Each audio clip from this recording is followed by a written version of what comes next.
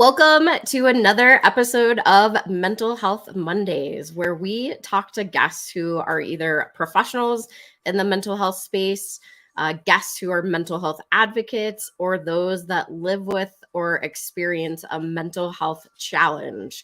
And I am super excited for our guest today. But before we bring her on, make sure if you're on YouTube, you smash down that subscribe button. Now we're streaming this to LinkedIn, which is super awesome. So make sure you follow the BCC Evolution page or follow the BCC Evolution page on Facebook, whichever way you're watching it.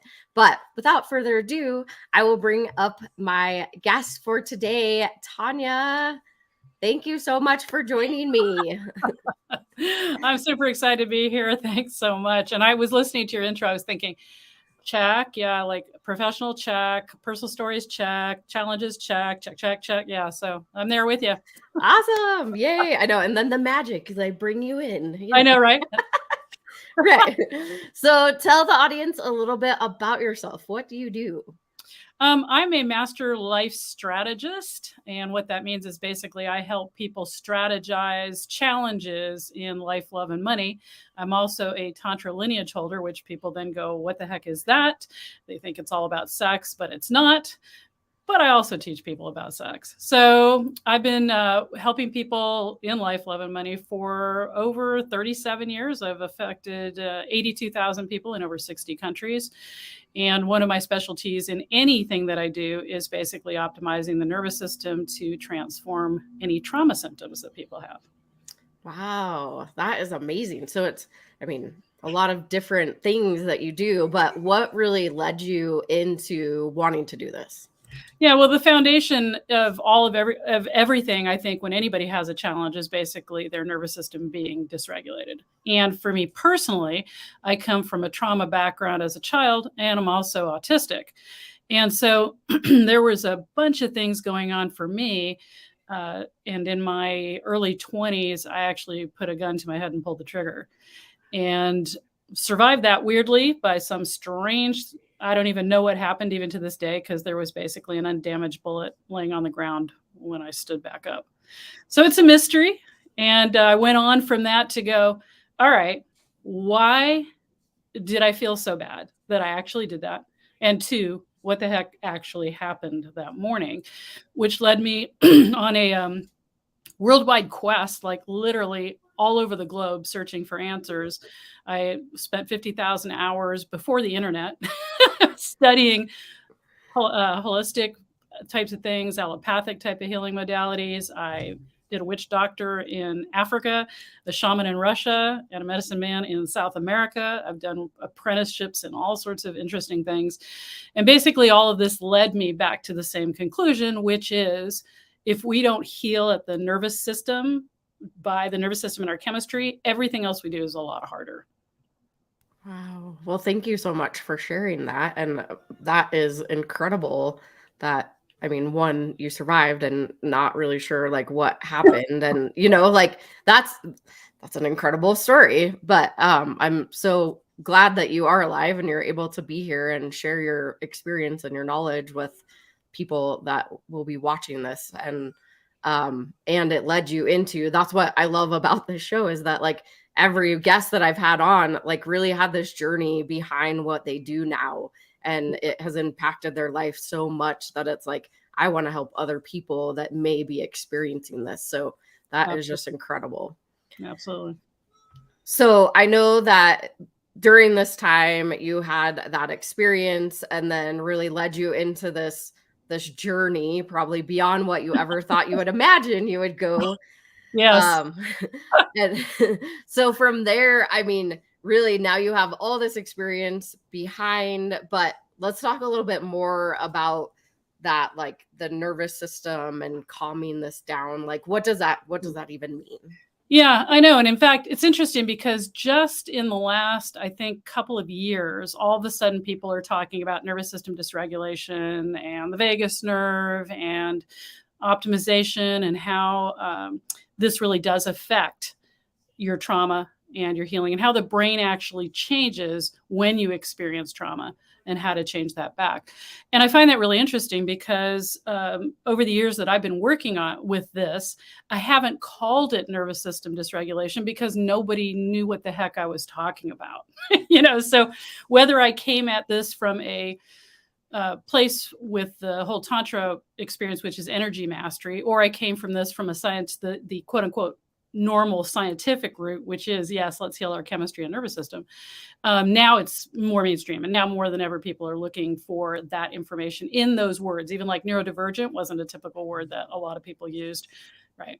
So basically what this means is that if we are attempting to heal our trauma symptoms, our mental health, things like that, depression, anxiety, from a space of top level down is what I call it. So let's say talk therapy being top level, you're talking about something.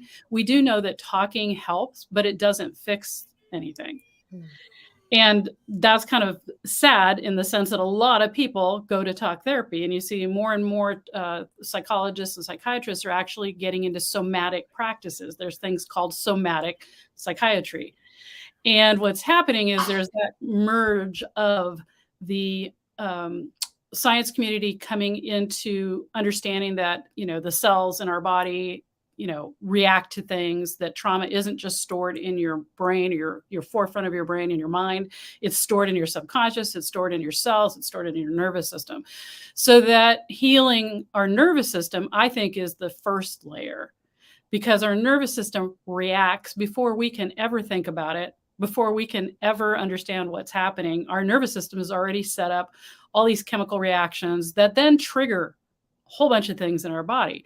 We know that smell, for instance, is a huge implication in memory.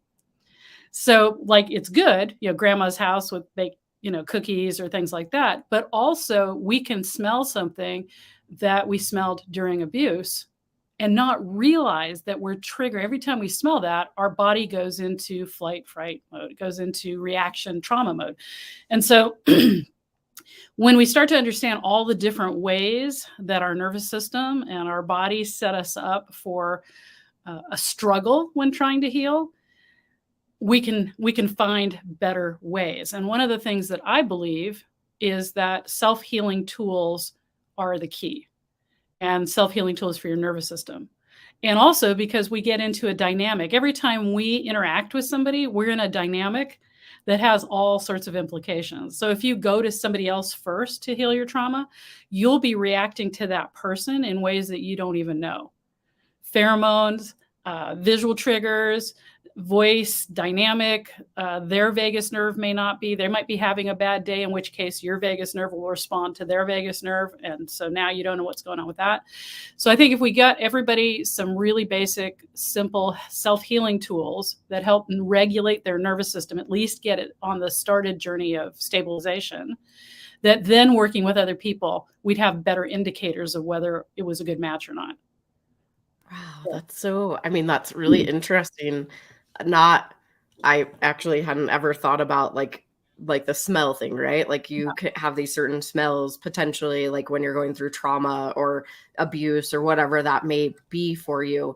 And then it triggers later down the road, not knowing, because like you said, we store everything in our unconscious mind and we're not conscious of it until we bring it conscious.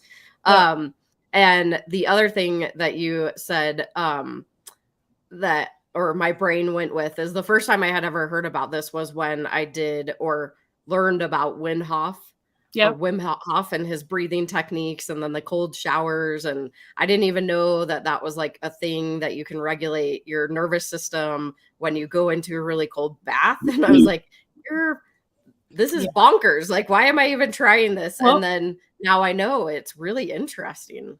Except that I'm going to rain on that parade. So there's a lot of things that are coming up now in nervous system dysregulation that people are pushing. And Wim Hof being, actually his stuff all comes from an old Tantra lineage, by the way. So I find that interesting. But here's the thing. Most of those things were created for people with resilient nervous systems. So a lot of those things actually will worsen your trauma symptoms. if you're dysregulated. So for instance, cold shower, cold bath, really bad if your nervous system's already dysregulated. It causes more trauma. Ice face bath, on the other hand, so modification of that does help your downshift. So it's really important when you get online right now and you're like, oh yeah, regulation nervous system, that you understand that a lot of the things that people are doing are for athletes and people with regulated nervous systems. And if you're trying them, for instance, let's take meditation. We all know, we all hear, everybody should meditate, right? That's like the thing. And yet people with nervous system dysregulation struggle to meditate. And so they think, it's actually one of my TEDx talks is going to be about this. They think that they're too broken to meditate, or meditation doesn't work. The problem is we need to restructure a lot of these practices for when you have a dysregulated nervous system. So if you're trying to meditate, and I call it's a trying to meditate meditation, meaning that you're constantly trying to meditate for 45 minutes, that's actually training your brain to try to meditate. It's better to meditate for 30 seconds consistently every day and build up to meditation time than to train your brain to struggle. So things like this, it's like, oh yeah, I can find all this information online, but have they studied the difference between resilience and dysregulation and what happens when you do these? That's what I've been doing for the last 30 something years, is studying the effects of all of these classical things, meditation, breath work, and how they act in people with trauma symptoms versus how they act in people without them. Yeah, no. And that makes complete sense. And I know that even my guest last week, we kind of talked about that as like, instead of just jumping into like meditation, right? And or reading a book, you don't necessarily have to be like, I'm going to read a whole entire book right now. Like you could open it and just read one passage, right? That like you literally just said it again, right? Like here we are repeating, and which is awesome. I love repetition. It's great for our brains anyways. And so it's like that 30 seconds, right? I am one who I am like, I know I keep hearing people, meditation is great. Meditation is great. My brain does not shut down often. And so I have to do the small things, right? Like I have to do these small things versus trying to do the long periods. And I know that about myself. I'm very aware of it. Yep. And so I love that you said, I mean, yes, it can be great for you. However, don't put yourself in that struggling mindset. Yeah, because great for you is only great for you if it works and you're doing it correctly. If you're struggling to do it, then you're setting yourself up for more trauma, which is so sad when a lot of people are doing all the quote unquote right things, but they're actually triggering their trauma more and causing more nervous system upset. Because if you're trying to meditate and then you spend all this time afterwards down in yourself because you didn't do it, then that's not helpful. And another thing with trauma, and meditation, there's no such thing as not thinking about nothing.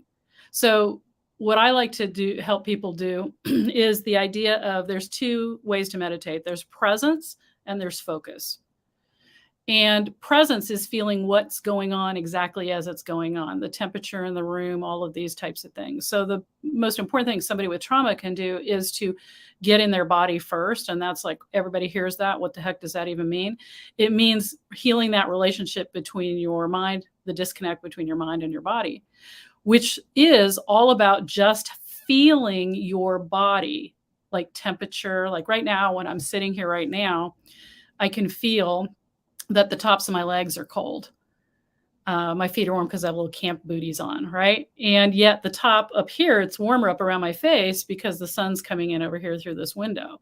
So I can feel these temperature variances. You can even start as simple as that. Now, while I sit here and feel those, that's meditating. So number one, most of you are probably meditating way more than you think. So there's that part of meditating, which is just feeling my sensations. Am I hungry? What does my stomach feel like now? Do I feel tight in my throat? Do I have a headache? How do my hands feel? And so even if you set a timer for 1.5 minutes, 2 minutes, whatever, and just scan your body like that, you're actually doing one of the healthiest meditations you can to heal that brain-body connection. So that's presence meditation. No, easy peasy, nothing really hard. If you're thinking about things, it's okay. Just keep coming back to what you're feeling in your body. Focus meditation is that thing that a lot of people are attempting. And to focus would be to focus on one thing to the exclusion of experiencing what you're thinking about. It's not that you've stopped thinking, because nobody ever stops thinking, just so you're clear. Nobody ever stops thinking. But what you can do is be so focused on something externally that you're not aware of it. It's not front and center of what's going on. That's also a meditation. So that would be a candle, a leaf, a sound, that you're actually focusing on something. And that takes more skill and practice than presence, but they both are tough if you're dysregulated. But so give yourself a break, 30 seconds, a minute, just do it every single day, no matter what, and you'll grow that practice. That's awesome. That's good. I mean, good to know, right? Like all of our brains always keep going. Yeah. Yeah, because it's like, oh my God, I'm so broken. I can't stop the spinning and the thinking. And of course, the more you do that, the more you play into that trigger and that trauma and dysregulation. So it's better to just cut yourself a break and go, I'm going to focus for 30 seconds on things that my body is feeling right now. Yeah, that's awesome. I do that. That's a great, I've actually never heard of that. Like just scanning your body, right? Like it is part of meditation, and it's simple, right? So like that's simple. Great. Yeah, me too. I'm like, yes, something simple. But I do also love, I know that when I was introduced to Wim Hof, like we did the ice bath, and I had a friend who was there with us, and she had experienced like cold shower trauma when she was younger. And so for her, like it was a really, really big challenge for her to even do this process with us. And so I love that you said, like, don't put yourself in that situation, right? Like you don't have to do that. I think it was good for her to kind of break through this barrier that was happening, but we also have to be really careful with not re-triggering the trauma. Right. So what happens with something like that is, if you, I tell people, okay, here, you're wanting to do your cold shower thing and stuff like that. If your nervous system is already fragile, doing that is shocking in a way that's not helpful. Just the same way scream therapy, high arousal, there's a bunch of stuff like adrenaline, doing something adrenaline, fire walking, all of these things, if your nervous system is regulated, give you a boost, right? Because they all create a little bit of shock or drama in your body. But the thing is, a resilient nervous system bounces down and then re-regulates. Mm-hmm. A non-resilient nervous system is not regulated to begin with, so you've just taxed it. You haven't actually boosted it like these things are supposed to do. You've actually taxed it, and you could feel exhausted afterwards, after the exhilaration. You can feel exhausted, more sensitive, more overwrought, things like that. That's an indication that what you're doing is not good for you, even if everybody's telling you it is. You have to pay attention, which is why getting to know your own body feelings is essential in helping to heal your trauma, because otherwise you're going to be that good student, that person that, certainly, and I've done all this, so I actually know, like I've done all this stuff that was like, it's supposed to be good for you to heal your brain or your trauma, this, that, and basically finding out that I was just, revolving my trauma over and over on spin cycle, doing all of these out of the box things because I went out to experiment, right? That's what I did. I went out there in the world and like, okay. And it was because I went and I did all these old, like, let's call them ancient practices, right? Where these all come from are ancient practices. I realized they needed restructuring because they weren't working for me like they were working for people that hadn't experienced the kind of trauma or nervous system dysregulation I had. They weren't doing the same things. So instead of me going, oh, clearly I'm just too broken, which I went through that process. I'm too broken. These things don't work for me. What's wrong with me? Blah, blah, blah, blah, blah. I realized, well, hey, maybe there's a missing component, which is why I got interested in the whole neuroscience, neurobiology, all of that, and figuring out, well, what is going on? I'm successful with everything I do. What's happening here? So we do have to we have to come first with our own understanding of how we feel before we go experiment with other things that aren't simple, safe, and comforting.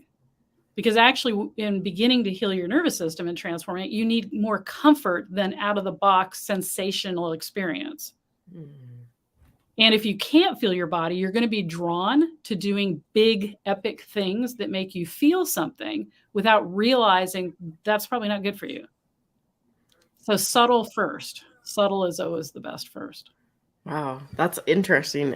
I mean, it's like I want to step outside my box, but yet, like, if I do and I go those extreme things, then I possibly actually could be harming myself more than I'm hurting, or harming myself more than I'm helping myself. And so that's great to know also, if you've experienced trauma. Yeah. And then you're going to be doing that cycle, which is looking for that adrenaline and looking for that big hit. And then you become a workshop junkie, a self-help junkie. Then you turn your trauma into not just ancient trauma, but current trauma. And it's one thing to heal old trauma, right? It's another thing to bring it into the future every single time with you and now have new trauma related to these other things, but not understanding that your intuition is going to lead you to more traumatic events because that's what feels normal. Yeah, it's complicated, but it doesn't have to be. The healing part doesn't have to be. The understanding of all this can be complicated. And I always tell people the why doesn't really matter. Looking for the problem isn't going to find the answer. You think it is. Your mind wants the why is this happening to me? Why did it? And when I take people on journeys, I'm like, we're not talking about the why, because your amygdala is looking for reasons to not change. And the why is usually the reason. So if you can do simple practices that don't fire up your amygdala and just work 100% of the time, no matter what you're doing, which is that one that I gave you, scanning your body, it works 100% of the time to start reintegrating that relationship between your mind, subconscious mind, and your body, which is the basic step, not self-love. Nobody knows how to self-love if you haven't self-love. You can talk about self-love all day long, but self-trust and self-commitment are the mind's bottom rungs that they need to start the healing journey. Yeah. And I mean, so self-care is the word, right? That's like the new thing that we always talk about. But I love you just said like self-trust. Yeah. That's, I mean, it's a mindset shift. Right. Right. Yeah, because self-care, people will like, oh, I'm taking a bubble bath. Oh, I'm doing this and doing that. And that's great. Awesome. But in the self-care realm that I am, it's like, what can you do to teach yourself to trust yourself? Because nobody else is trustworthy in the world, really. Like, we're all human. Everybody's trustworthy till they're not. I mean, that's just a fact, right? I tend to be a pragmatist in that. So if you can trust yourself, though, if you know that your self-trust and your self-commitment is rock solid, you're okay in the world. And then that whole idea that you have to trust somebody before you can do something becomes a different story. It becomes, do I trust myself? Do I trust the relationship I have with all my body wisdom, not just my mind, not just my subconscious mind, not just my heart, but every body wisdom that I have is on, healed, resilient, and on alert and on focus. I know how to trust what I'm feeling and thinking is really the key, because you can never totally know what somebody else is thinking and feeling in any given moment, right? Even the best of us have hurt other people, even people we love. So love does not exclude hurting somebody, but self-trust means that you've learned practices that help you regulate your system. You know that if something traumatic happens, you know how to heal it. That's my business's mission, is helping people get those tools in their hands so that everybody can do their own healing work. So money, time, all of these things that are factors don't become factors anymore. And once you have that regulation, once you have that self-trust and that commitment, you're going to be okay. Then that exploration is okay because you know how to feel into what's actually going on, not trusting a gut that's dysregulated, which will lead you astray. Yeah. So to me, that just makes sense.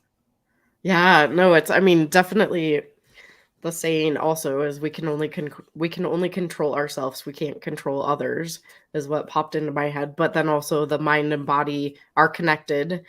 Therefore they affect each other. And so really understanding how that connection works and making sure that you are connecting, like you said, your whole entire body, not just your mind.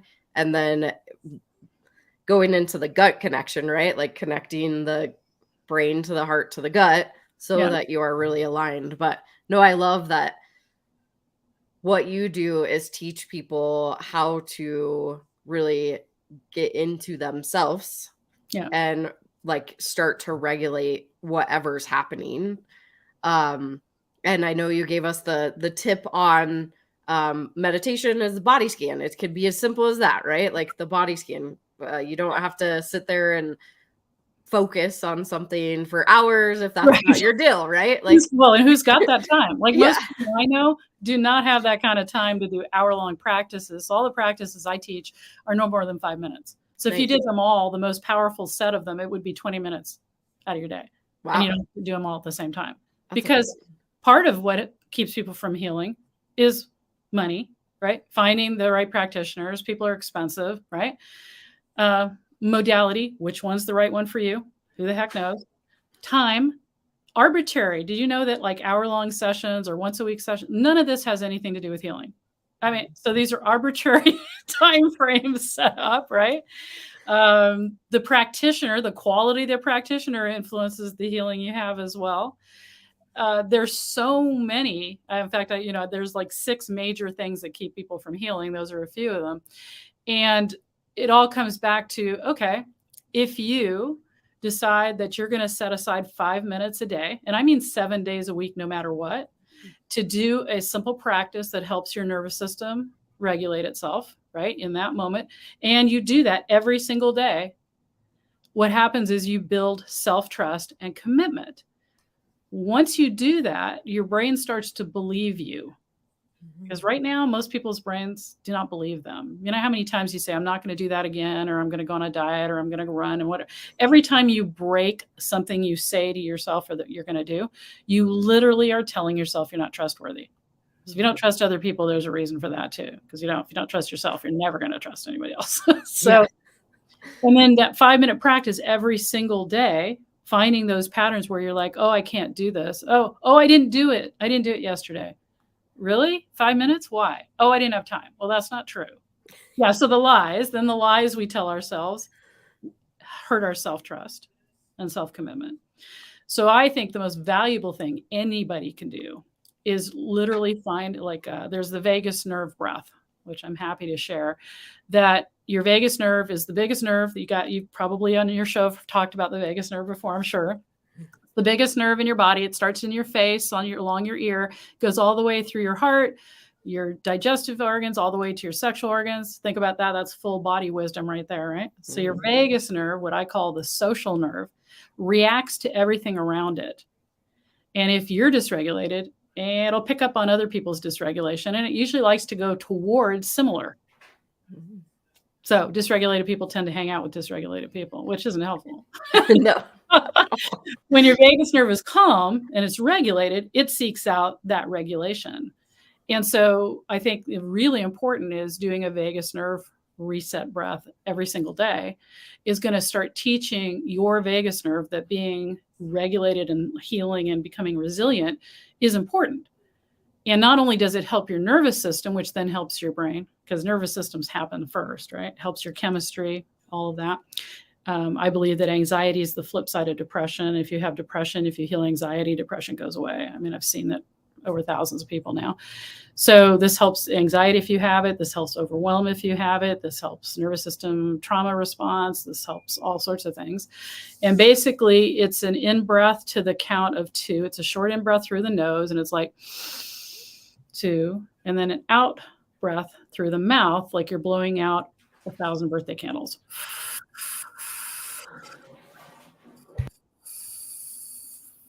Inhale 1, 2, exhale through the pursed lips. Got more to go. And if you set a timer, just start with 1 minute, work up to 5 minutes over a few weeks span of time. If you're an overachiever, you can go right to 5. But it's more important that you do it every single day. because the self-trust and the commitment along with the vagus nerve breath is what works. Not just, oh, I did it once this week and another time this week, whatever. Yeah. So I would say that that would be one of the most powerful tools that you could use right now, today, beyond everything else that you may be doing or whatever. I'm not taking anything away from you, except thinking about the things you're doing that are probably traumatizing your nervous system and in the search of healing it. And just do that every single day. Like I've had surgery. I've done it on days of surgery. I've done it days that I'm sick. I've done it. It doesn't matter what. My body knows. So what happens after a period of time is I think vagus nerve breath and my entire body downregulates, because that's called brain training. Yeah. So I say vagus nerve breath. My body hears that. I do it. Now I think, teach, whatever, vagus nerve breath. Boom. My body, I can feel the downshift happening already. That's amazing. And it's so, I mean, like you said, it's so simple. Simple is good. Like literally, you've given us 2 golden nuggets of simplicity. Like, I mean, a breath and then a body scan, right? Like, exactly. What am I feeling? Like like you said, like my hands are like kind of sweaty, but then my feet are cold because I don't have booties on, right? So. Yeah. Right, exactly. And it's so incredibly helpful, just that relationship, healing that relationship and the connection to our bodies allows us to understand better once we go out to explore in the world different modalities, if you even need them. Because like I have 20 minutes a day, most of my clients heal their nervous system trauma and become resilient. So it doesn't have to be long and complicated. Healing, by the way, here's another mind blow, doesn't have to take a long time. Our body's actually designed to heal. And the reason it takes a long time is because we're using modalities and different things that need to be restructured, not because you're broken, not because your trauma is so bad. I worked with a pair of twins.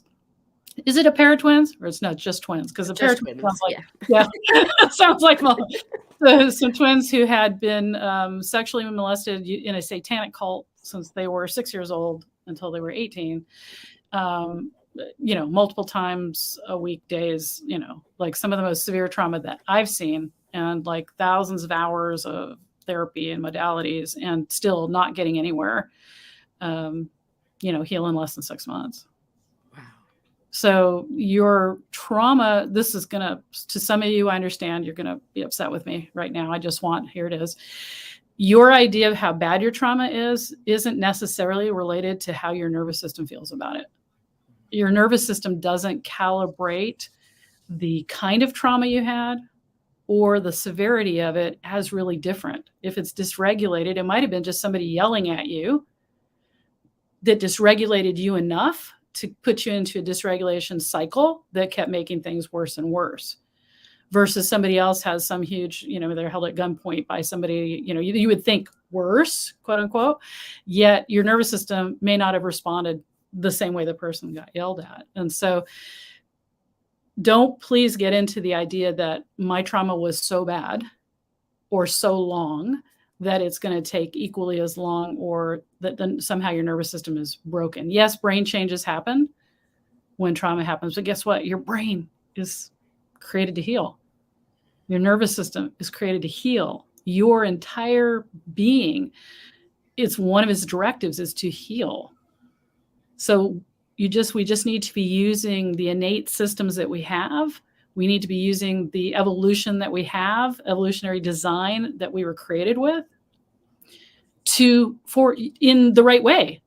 We need to support our own body's natural healing ability. So that's really what I'm all about. Yeah, no, I think that's important to understand too. And something that I talk about is my trauma may be very different, right? Like we all handle trauma in different ways and experience trauma in different ways. And I use the silly analogy of if you stub your toe, right? Like that could be a trauma to somebody, but somebody who does it all the time, like myself, it's not traumatic, right? But like you said, just because you may have experienced a long or an intense trauma versus somebody yelling at you or you stubbing your toe, you can still heal your body the same and quickly versus I mean, I think we get stuck in our story. Like, really, that's what it is. It's like, Yeah. my story is that this is my trauma and I'm going to hold on to it like it's my lifeline. Yeah. But like, once we're ready to release that and start to heal ourselves, it's very similar in the ways that we can heal ourselves. So if you're ready and you're listening, if somebody wants to work with you, how can they do that? Where can they find you? Absolutely. Well, if you can spell my name right, Tanja Diamond, you will, and you know what Google is, you can't help but find me. So I am literally all over Google. And I do have some different websites up. I've just recently done a redesign because 5 years ago, in a severe trauma, I lost 25 years of business and everything I owned in the business world. It's called turning off servers. It's a bad thing. And so I'm rebuilding right now as far as that goes. But you can find me by Googling Tanja Diamond. And I do have a, if you contact me through Facebook or any place else, my phone number's everywhere, my email's everywhere, Tanja@TanjaDiamond.com. Just go ahead and contact me. And what I would do is set you up. This is what I do with everybody, with a low cost $25 coaching session. So you can get some value and understand how I work, because I think that's the best way. It's not a discovery call. It's not a sales call. It's literally just, I just coach you. And you can see how that works for you. Awesome. That's wonderful. And any last, like, I mean, you already gave us some golden nuggets here, but any last things you want to share or tips or tricks? Yeah, absolutely. I think really, sometimes we have a tendency as somebody who wants to like really heal. And that was my quest, right? I was going to heal no matter what, because I certainly didn't want to put a gun to my head again. Right. And I was tired of feeling crappy, is that we overdo things. And so I am going to tell you, I keep coming back to this simplistic, practical things. It's difficult for your brain and it's difficult for your mind to understand the things that I'm telling you really do work, and they will work. And actually they work 100% of the time, whether you believe it or not. I only work with practices that work 100% of the time, unless you're a sociopath. That's the only caveat. And I've worked with people who are sociopathic to test that, but very data driven. And so basically the things that I just gave you today, really, that's where you want to start. You want to really get in touch with your body so you're not doing things that keep triggering the trauma, which takes longer to heal if you're triggering it like every week or every month. Just back up and off. Healing your trauma can be quick, but not if you're always triggering it. And I think that's the biggest mistake I see people do, is constantly trying to find more ways to heal faster. And what they're doing is prolonging it by years. Wow. Yeah, please don't do that. Yeah, don't do that. Well, thank you so much. This was an amazing conversation. I really appreciate you joining me today. Thanks. It was great to be here. You guys are awesome. Just know you've got this. And what a great show. Awesome. Thank you. All right, y'all. That was another amazing episode of Mental Health Mondays. Again, we talk to either professionals in the mental health space, advocates of mental health, or those that live with or experience mental health challenges. And as you've watched these episodes, you've noticed there has been a lot of themes, and it's not even planned. And that's the coolest part about the show, is that we can bring you resources. We can bring you the tips, the tricks. Like, I mean, literally, Tanja just gave you 2 golden nuggets. If you listened, if you didn't, go back and watch. But that the body scan and then the vagus nerve breathing, which is super simple, but it's got to be consistent. So go back and watch. If you didn't get a chance, you can always rewind. But make sure, no matter where you're watching this, hit down that subscribe button or follow our page so that you don't miss any other episodes. And just a reminder, BCC Evolution is a 501c3 nonprofit. We bring you all this education so that you have access to resources that are outside just even our scope. But we need your help. So with a $20 donation or more per month, you get this super awesome shirt. You become a warrior for mental health, and you can show the world that you support mental health. But make sure you also send them this way. Have them watch the show. If you've got a friend, a loved one, anyone who may be struggling or living with or experiencing their own mental health challenge, send them this way. We have lots of resources with the Mental Health Mondays. So I appreciate you watching, and we will see you next Monday at 11 a.m. Bye, y'all.